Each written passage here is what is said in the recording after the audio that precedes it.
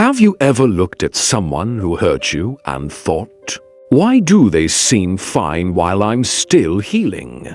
It's one of the hardest pills to swallow. Bad people often look like they're winning. They lie, cheat, betray, and walk away like nothing ever happened. No apology, no justice, just silence. But here's the thing. Life doesn't settle its debts in public. It collects in private, quietly, relentlessly. The Stoics didn't believe in chasing revenge. They believed in observation, in stillness. Because while you're rebuilding your peace, karma is already doing the heavy lifting behind the scenes. And trust me, it never misses. You might think they got away with it. The deception, the manipulation, the betrayal that cracked something inside you. But they didn't. Something did happen, and now life is speaking to them in a language only karma understands. Whispers no one else hears. But they feel every single day. In this video, you'll discover 5 silent signs that someone is already facing the consequences of how they treated you. Not in a courtroom, not in front of their followers, but deep in their own life, in their own mind, and in the quietest moments, when no one else is watching. This isn't about vengeance. This is about truth, and truth doesn't scream. It whispers with a weight heavy enough to break the strongest mask. Because the hardest thing in the world isn't being hated. It's pretending to be okay when you're not. And karma, it doesn't care about Instagram captions or inspirational quotes. It works through what people feel when the spotlight is off. So let's start with the first sign. Karma is silently at work. They act like they've never been better. Yes, that person. The one who ghosted you. The one who broke your trust. Ripped apart your confidence. Made you question your worth and walked away without flinching. Now suddenly, they're glowing. They post daily, laughing in places you'd never visited. Posing with people who never knew your name, living their best life. But take a closer look. Their smile, too wide. Their energy, too polished. Their peace, performed. You've seen this before. They vanish for a few days, radio silence, then return with a glow-up campaign. Filtered selfies. Spiritual quotes. #healing. One week they're tearing down something real. The next, they're posting about growth with someone new like remorse never touched them. But here's the truth. Real happiness doesn't need to prove itself. Fake happiness does. And if you look closer, it's not joy. It's desperation. Because insecurity is loud. But peace, it's quiet. Epictetus once said, it's not what happens to you, but how you react to it that matters. Marcus Aurelius echoed, the best revenge is to be unlike him who performed the injury. That's why a Stoic doesn't clap back, doesn't stalk their stories for closure, doesn't beg the universe for fairness. They watch, they heal. Because peace doesn't put on a show, it simply is. So the next time you see them performing their new life for the camera, remember this. Karma doesn't show up with fireworks. It whispers late at night, when the pretending stops, and they realize they lost something real. And no new partner, no string of posts, no I'm doing fine. For Wade can quiet a conscience that knows, deep down, I messed up something that mattered. Let them keep smiling. You know better. The most exhausting lie to live is faking peace. But karma? It doesn't need to strike like lightning. Sometimes it begins with erosion, a slow, quiet unraveling of the things they once believed would never leave. You remember how we said karma doesn't arrive with a bang but with a slow unraveling? Well, the second sign it's silently at work is when life starts taking things back. Quietly, deliberately, one piece at a time. People expect karma to show up like a thunderstorm, dramatic, loud, impossible to miss, a devastating breakup, a major failure, a betrayal that breaks them. But karma isn't messy. It's meticulous. It doesn't throw tantrums or raise its voice. Instead, it subtracts, subtly, strategically. At first, the losses seem small, insignificant, even. A friend who doesn't text back, a co-worker who suddenly becomes distant, a door that should have opened, but mysteriously didn't, and they tell themselves it's just a rough week, just bad timing, just coincidence. But the pattern continues, and continues, and continues, until one day they look around and realize they're standing in the ruins of everything they once mocked, minimized, or took for granted. Maybe they used to laugh at you, say you were too emotional, too sensitive, too much. They said you overreacted when, in truth, you were the only one who reacted with heart. You were the one who stayed up late, talking them through their pain. The one who forgave them again and again. Even when they forgot your worth, you were the one who saw light in them when they couldn't see it themselves. And what did they do? They rolled their eyes. They made you the punchline. They called you clingy, needy, soft. They believed your love was a default, not a decision. So eventually, you stopped choosing them. You stopped explaining, stopped chasing, stopped holding space for someone who never showed up for you. And you left, quietly, without a scene, without a speech. At first, they felt fine, maybe even relieved. They thought, good. Now I'm free. But that silence, it doesn't stay empty. It echoes, suddenly. The texts aren't coming. The circle of friends is shrinking. The people they once leaned on turn out to be just like them, transactional, cold, self-serving. And slowly what used to feel secure starts to feel unstable. The support they used to receive without asking, gone. The warmth of being deeply understood by someone who actually cared, irreplaceable, because no one else holds space the way you did. And especially not someone new, someone who only knows the healed version they're pretending to be. Marcus Aurelius once wrote, "Waste no more time arguing what a good person should be one." And karma, it listens. It strips away anything and anyone that doesn't align with truth. When someone mistreats a good person, they don't just lose you.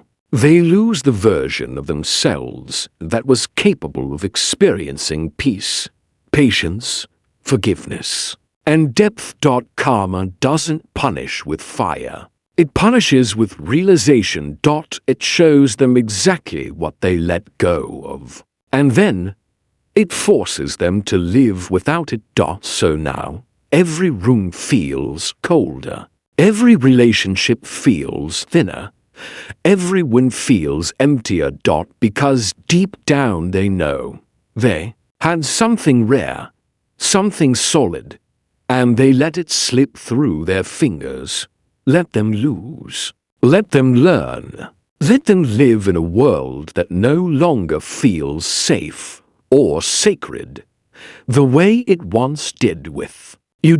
Because karma doesn't just take away what they had, it takes away the version of themselves they were when they had your love. And no matter how hard they try to recreate it, they will never find that version of peace again. So if you hear them talking in circles, but you're still at the center of every story they tell, karma is already whispering in their mind. And once karma starts whispering in their mind, it doesn't stop. That's the third sign someone is silently receiving their karma. They still think about you. Even when they pretend you don't exist, they'll never say your name. Not out loud, not in public. But if you listen closely, you'll hear it. It's in the vague quotes they post, the cryptic captions about fake people, loyalty, or healing from the past. They'll drop subtle lines like, "Some people will never understand what they lost," or "Not everyone deserves my energy anymore." At first, it might seem like harmless venting, but you know better. You know their voice. You know their rhythm. You know their guilt. Because you've been there. You're scrolling through your feed, and suddenly, boom, a post hits you like a bullet wrapped in soft poetry. No name, no tag, no mention, but every word, it echoes your presence, every line, a confession disguised as content. It's not healing. It's not power. It's a collapsing ego trying to screen through the cracks. And maybe no one else notices. Their friends scroll by. Their new circle doesn't see it, but you see it. Because you once loved them deeply enough to hear their silences.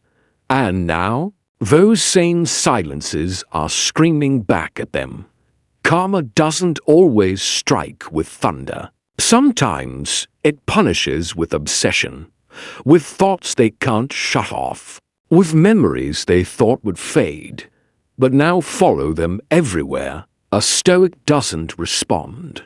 A Stoic doesn't post a counterquote or drop a subtle jab in return. Because when you respond, you validate. But when you stay silent, you reclaim power. Epictetus said, "If someone speaks ill of you, live in such a way that no one will believe it." So when they talk around you, or behind you, or about you, don't reply, don't defend, don't clarify. Let them carry your name in silence. Let their cryptic posts reveal the truth they can't admit. You left the relationship, but they never left the grip. Let them talk. Let them twist the story. Let them perform their healing. Because loud healing often hides deep pain. And you don't need to be in their life to be living in their mind. That's karma. And the mind, it's the loudest prison of all. Especially when the person they hurt the most is the only one who no longer looks back. So stay silent. Because once again silence says everything. When someone betrays a genuinely good person, they don't just lose you. They lose the ability to trust anyone who reminds them of you, including themselves. And that leads us to the fourth sign that karma is quietly at work. They stop believing in others. And slowly, they stop believing in themselves. At first, it might look like self-protection. They keep their circles small. They stop sharing. They say things like, "I just don't trust people anymore," or "Everyone's fake these days." But don't be fooled. That's not strength. It's not wisdom. It's not even boundaries. It's fear. The kind of fear that grows quietly, in the shadow of guilt, You've seen the shift before. They used to be open. They used to laugh freely, trust easily, speak carelessly. But after what they did to you or to someone else, something inside them changed. Not dramatically, not overnight, but slowly, quietly. Now, they second-guess every word. They scan every action. They question every silence, looking, watching, waiting for someone to do to them what they once did to you. Why do they suddenly mistrust everyone? Because deep down, they know what they're capable of. And once you've seen what your own hands can destroy, especially when it was someone good, you can't help but suspect that others might carry the same darkness. That's karma's most intimate punishment. Self-suspicion. It doesn't isolate with drama or confrontation.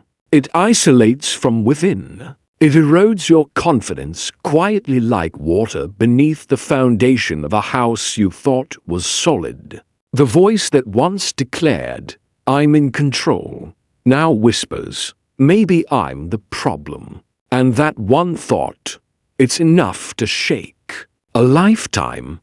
Because when you start to doubt yourself, peace becomes impossible. Even in the quietest room, the storm never stops.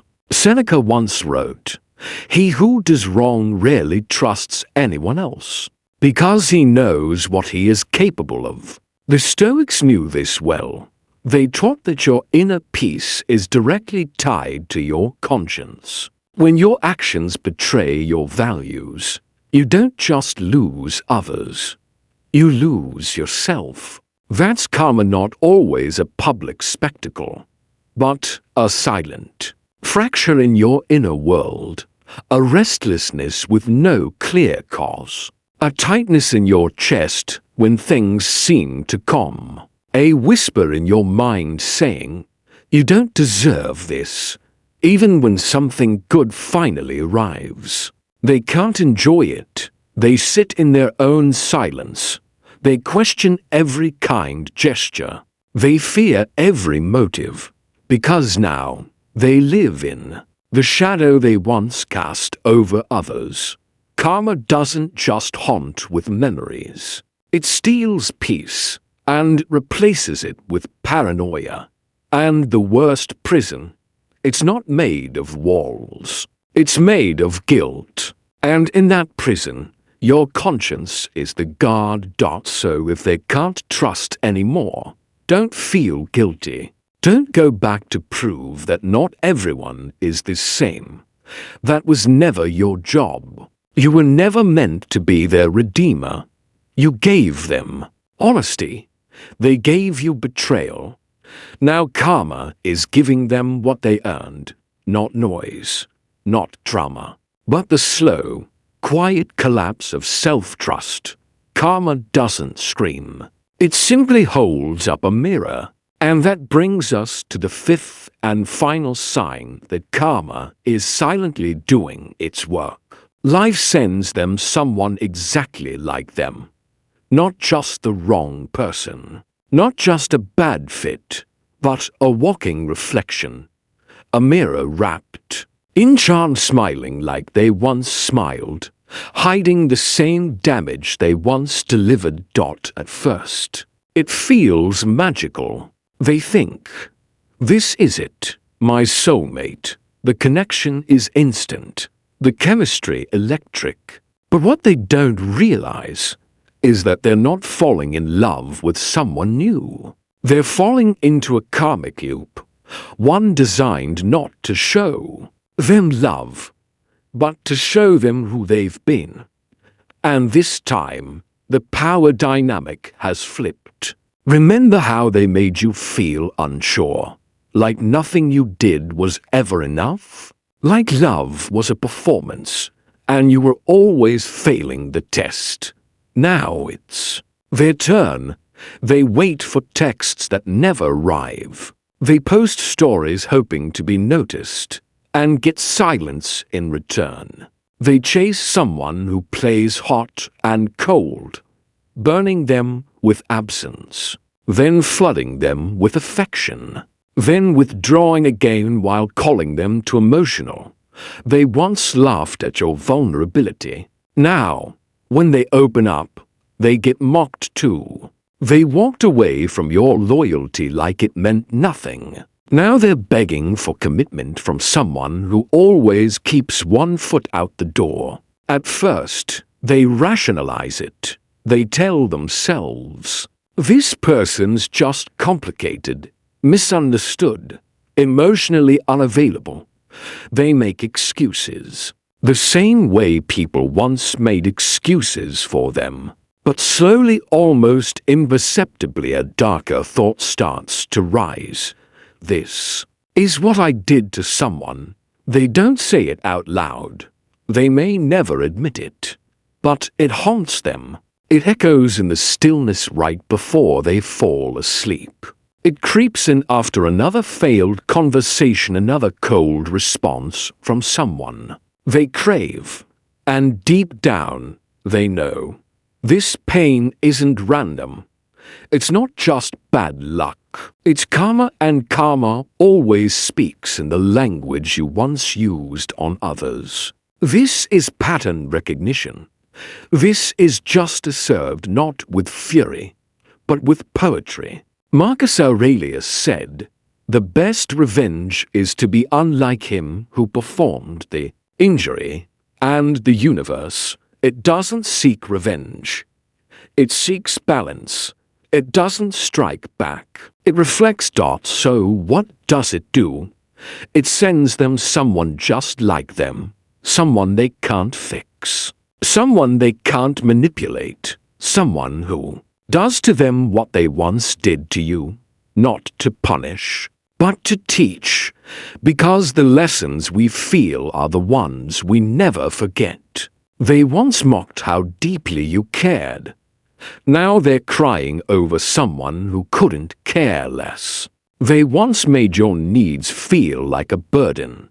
Now they're being told they're too much by someone who withholds affection. They once walked away with smug indifference. Now they're begging for a reply and getting none. And when that moment finally hits, not all at once, but slowly, painfully, they realize they're not just being hurt.